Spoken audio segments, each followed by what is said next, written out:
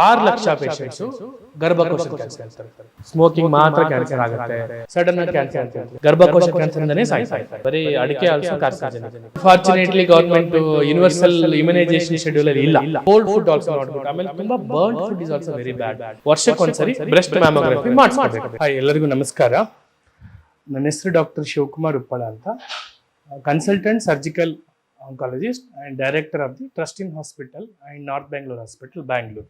Cancer ಇಂದ ದೂರ ಇರಬೇಕು ಅಂದ್ರೆ ಜನರು ಏನೆಲ್ಲ ಫಾಲೋ ಮಾಡಬೇಕು?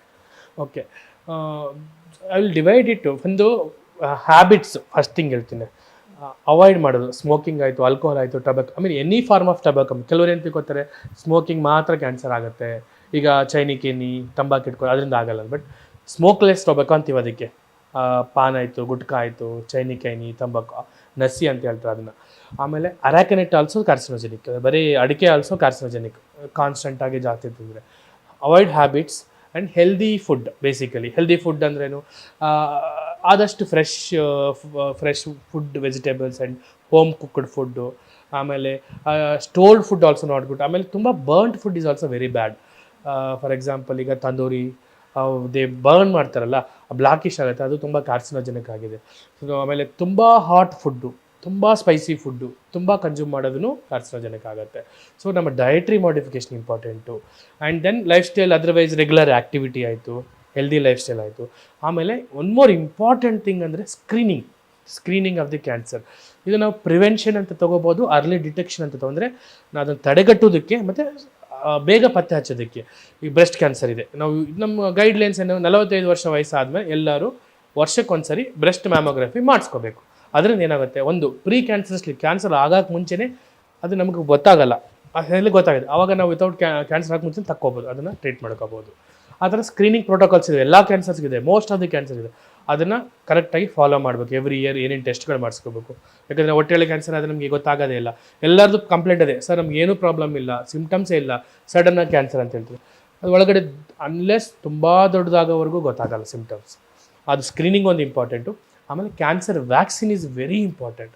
ನೀವು ಏನು ಮಾಡಿದ್ರೋ ಇಲ್ಲ ಅಂದ್ರೂ ಮಕ್ಕಳಿಗೆ ಅದು HPVಗೆ ಗಾಡಾಸಿಲ್ ಅಂತ ವ್ಯಾಕ್ಸಿನ್ ಇದೆ.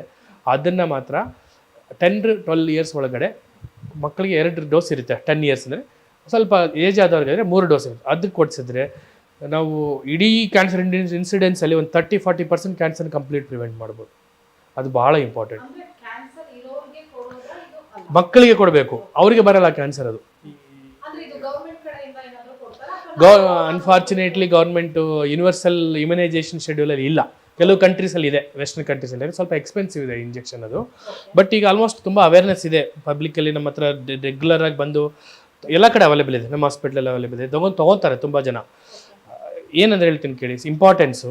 ಈಗ ಇಡೀ ಇಂಡಿಯಾನೇ ತೊಗೊಳ್ಳೋಣ. ಇಂಡಿಯಾದಲ್ಲಿ ವರ್ಷಕ್ಕೆ ನಾವು ಒಂದು 10ರಿಂದ 15 ಲಕ್ಷ ಕ್ಯಾನ್ಸರ್ ಪೇಷಂಟ್ ನೋಡ್ತೀವಿ ಅವರೇಜ್ ಆಗಿ, ಹೊಸ ಪೇಷಂಟ್. ಅದರಲ್ಲಿ 6 ಲಕ್ಷ ಪೇಷಂಟ್ಸು ಗರ್ಭಕೋಶದ ಕ್ಯಾನ್ಸರ್ ಇರ್ತಾರೆ. ಅಷ್ಟು ಬರ್ಡನ್ ಅಂದರೆ ನೀವು ಥಿಂಕ್ ಮಾಡಿ, ಒಂದು 30-40% ಆಫ್ ದಿ ಕ್ಯಾನ್ಸರ್ಸು ಅವರೇ.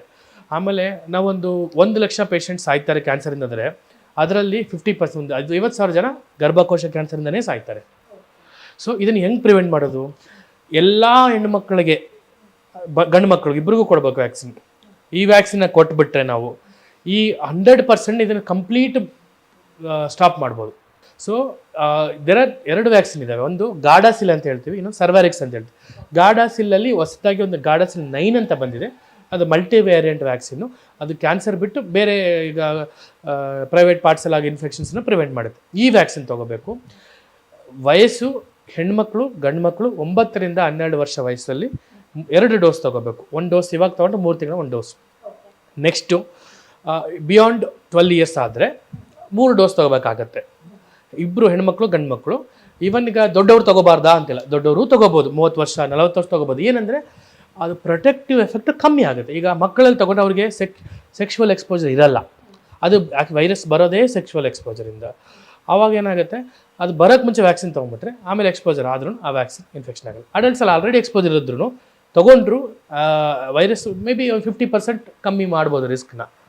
ಸೊ ಎಲ್ಲ ಮಕ್ಕಳಿಗೆ 10ರಿಂದ 12 ವರ್ಷ, ಅಟ್ಲೀಸ್ಟ್ 15 ವರ್ಷ, ಅಟ್ಲೀಸ್ಟ್ ಬಿಫೋರ್ ಮ್ಯಾರೇಜ್ನ ಈ ವ್ಯಾಕ್ಸಿನ್ ಕೊಟ್ಟರೆ ಅವ್ರಿಗೊಂಥರ ನೀವು ಗಿಫ್ಟ್ ಕೊಟ್ಟಂಗೆ ಲೈಫ್ ಲಾಂಗ್. ಆ ಗರ್ಭಕೋಶ ಕ್ಯಾನ್ಸರ್ ಅಂತ ಅವ್ರಿಗೆ ಬರಲ್ಲ.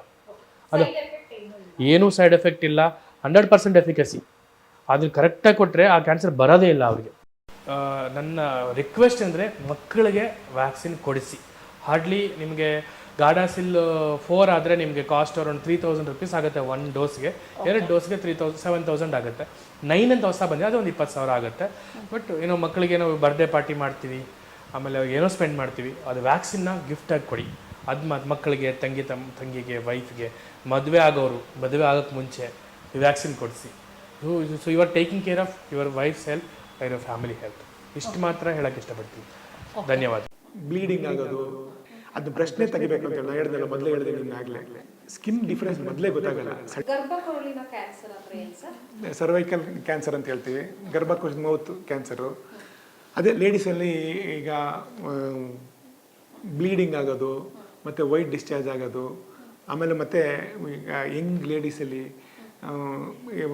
ಸಂಭೋಗ ಮಾಡ್ಬೇಕಾದ್ರೆ ಅದಾದಮೇಲೆ ಬ್ಲೀಡಿಂಗ್ ಆದರೆ ಅವೆಲ್ಲ ಸೈನ್ಸ್ ಆಫ್ ದಿ ಅಂದ್ರೆ ಇದು ಗರ್ಭಕೋಶದಲ್ಲಿ ಆಗುತ್ತೆ ಈ ಕ್ಯಾನ್ಸರ್. ಗರ್ಭಕೋಶ ಮೌತ್ ಅಂತ ಸರ್ವೈಕಲ್ ಕ್ಯಾನ್ಸರ್. ಗರ್ಭಕೋಶದಿಂದ ಮುಂದ್ಗಡೆ ಸರ್ವೈಕಲ್ ಮೌತ್ ಇರುತ್ತಲ್ಲ, ಅದು ಸರ್ವಿಕ್ಸ್ ಅಂತ ಹೇಳ್ತೀವಿ, ಅದು ಸರ್ವೈಕಲ್ ಕ್ಯಾನ್ಸರ್. ಓಕೆ, ಇದು ಈಗ ಬ್ರೆಸ್ಟ್ ಕ್ಯಾನ್ಸರ್ ಅನ್ನೋದು ಕೂಡ ಕಾಮನ್ ಆಗಿದೆ. ಏನ್ ಲಕ್ಷಣ ಮತ್ತೆ ಹೆಂಗಿರುತ್ತೆ ಟ್ರೀಟ್ಮೆಂಟ್ ಸರ್? ಅದು ಚಿಕ್ಕದಾಗಿದ್ದಾಗ ಬೇಗ ಗುಣ ಆಗುವಂತ? ನಾನು ಹೇಳ್ದಲ್ವಾ, ಈಗ ಸಣ್ಣದಾಗಿದ್ದಾಗಲೇ ಬಂದರೆ, ಗಡ್ಡೆ ಸಣ್ಣದಾಗಿದ್ದಾಗ ಬಂದರೆ ಅದನ್ನು ನಾವು ಈಗ ಸರ್ಜರಿ ಮಾಡಬೇಕು ಅಥವಾ ಕೀಮೊಥೆರಪಿ ಕೊಡಬೇಕು. ಅದು 3 ಮೊಡಾಲಿಟೀಸ್ ಇದ್ದಾವೆ. ಸರ್ಜರಿ 1, ಕೀಮೊಥೆರಪಿ 1, ಮತ್ತು ರೇಡಿಯೇಷನ್. ಹಂಗೆ ಸ್ಟೇಜು. ಈಗ ನೀವು ಅರ್ಲಿ ಡಿಸೀಸ್ ಬಂದರೆ ಅದು ಬ್ರಷ್ನೇ ತೆಗಿಬೇಕು ಅಂತೇಳಿ ನಾನು ಹೇಳಿದ್ನಲ್ಲ, ಮೊದಲೇ ಹೇಳಿದೆ ನಿಮ್ಗೆ ಆಗಲೇ. ಸಣ್ಣದಾಗಿದ್ದಾಗಲೇ ಬಂದರೆ ಆ ಗಡ್ಡೆ ಮಾತ್ರ ತೆಗೆದ್ಬಿಟ್ಟು ಮತ್ತು ಆಕ್ಸಿಲರಿ ಕ್ಲಿಯರೆನ್ಸ್ ಮಾಡ್ತಾರೆ. ಅದನ್ನು ಡಿಪೆಂಡ್ಸ್ ಅಂದರೆ ಇದು ಸರ್ಜನ್ ನೋಡಿ ಅದನ್ನ ಟ್ರೀಟ್ಮೆಂಟ್ ಮೊಡಾಲಿಟೀಸ್ ಹೇಳ್ತಾರೆ. ಓಕೆ, ಈಗ ಅದು ಗೆಡ್ಡೆ ಆಗುತ್ತೆ ಅಂತ ಹೇಳಿದ್ವಿ, ಅದನ್ನ ಹೊರತುಪಡಿಸಿ ಏನ್ ಲಕ್ಷಣ ಇರುತ್ತೆ? ಏನಾದ್ರೂ ಗಾತ್ರದಲ್ಲಿ ವ್ಯತ್ಯಾಸಗಳಾಗುತ್ತಾ? ಒಂದು ಸ್ವಲ್ಪ ದಪ್ಪ ಆಗ್ಬೋದು ಕೆಲವ್ರಿಗೆ. ಆಗ ಯಾವ ಇದು ಕ್ಯಾನ್ಸರ್ ಇರೋ ಸ್ಟೇಜ್ ಇದರಲ್ಲಿ ಬ್ರೆಸ್ಟಲ್ಲಿ ಒಂದು ಸ್ವಲ್ಪ ದಪ್ಪ ಆಗ್ಬೋದು. ಅದು ಅಲ್ಲಿ ಏನಾದ್ರೂ ಸ್ಕಿನ್ ಡಿಫ್ರೆನ್ಸ್ ಏನಾದ್ರೂ ಕಾಣಿಸುತ್ತಾ ಸರ್? ಅದೇನು ಗೊತ್ತಾ, ಈಗ ನಿಮಗೆ ಸ್ಕಿನ್ ಡಿಫ್ರೆನ್ಸ್ ಮೊದಲೇ ಗೊತ್ತಾಗಲ್ಲ. ಸಣ್ಣ ಗಡ್ಡೆ ಇದ್ದಾಗ ಏನು ಗೊತ್ತಾಗಲ್ಲ. ಆದರೂ ಇನ್ನೊಂದು ಹೇಳ್ತೀನಿ, ಆ ಬ್ರೆಸ್ಟಲ್ಲಿ ಡಕ್ಟ್ ಕ್ಯಾನ್ಸರ್ ಅಂತ ಹೇಳ್ತೀವಿ. ಅದರಲ್ಲಿ ನಿಮ್ಗೆ ಇದರಿಂದ ಬ್ರೆಸ್ಟಿಂದ ಡಿಸ್ಚಾರ್ಜ್ ಬರುತ್ತೆ. ಆ ಡಿಸ್ಚಾರ್ಜ್ ಬಂದಾಗಲೂ ನೀವು ಡಾಕ್ಟರ್ ತೋರಿಸ್ಕೋಬೇಕಾಗುತ್ತೆ. ಅದು ಕೆಲವು ರೋಗ ಲಕ್ಷಣಗಳಾದರೂ ಬ್ರೆಸ್ಟ್ ಕ್ಯಾನ್ಸರ್ದು ರೋಗ ಲಕ್ಷಣಗಳು. ಒಂದ್ಸರಿ ಇದರಿಂದ ನಿಪ್ಪಲ್ಲಿಂದ ಬ್ಲಡ್ ಇರೋದು, ರಕ್ತ ಬರೋದು, ಮತ್ತು ನಂತರ ನೀರು ಥರ ಬರೋದು, ಡಿಸ್ಚಾರ್ಜ್ ಬರುತ್ತೆ. ಅದನ್ನು ನಾವು ನೋಡ್ಬಿಟ್ಟು ತೋರಿಸ್ಕೋಬೇಕು.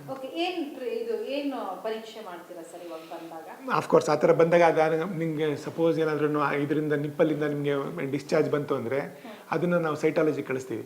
ಅದನ್ನು ಕ್ಯಾನ್ಸರ್ ಇದೆ ಸೆಲ್ಸ್ ಇದೆ ಅಂತ ನೋಡ್ಬಿಟ್ಟು ಇದು ಮಾಡ್ತಾರೆ.